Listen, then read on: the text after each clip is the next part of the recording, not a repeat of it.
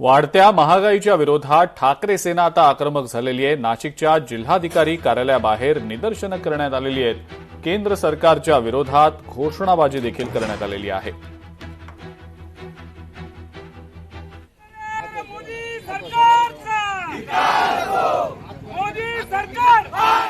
आज नाशिक येथील सर्व उद्धव बाळासाहेब ठाकरे पक्षाच्या वतीनं या भाववाढीच्या विरोधात आम्ही आंदोलन करत आहोत आणि याचा परिणाम हा जीवनावश्यक वस्तू असतील, सामान्य नागरिक, कामगार असेल, याच्या जीवनावर होणार आहे।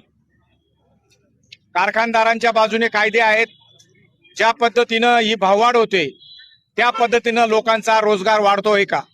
आणि येणाऱ्या काळामध्ये या सरकारच्या विरोधात, यांच्या पॉलिसीच्या विरोधात, यांच्या अन्यायाच्या विरोधात शिवसेना ही नक्कीच आम्ही रस्त्यावर उतरू आणि लढा देऊ।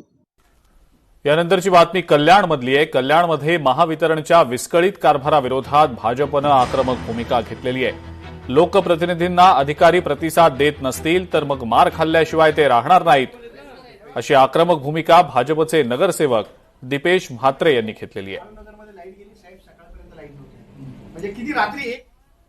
डोंबिवलीमध्ये वारंवार विजेचा लपंडाव जो सुरू आहे त्याच्यासाठी एमएसईबीचे अधिकारी जबाबदार आहेत। फोन उचलले जात नाही, लोकांचे मीटर 200 रुपयाचं बिल जरी लोकांचे मीटर कापून नेले जातात आणि त्याच्यानंतर डिजिटल मीटर बसवण्याचं काम जे एमएसईबीकडनं सुरू आहे, याच्यासाठी आज आम्ही निवेदन देण्यासाठी आलो होतो।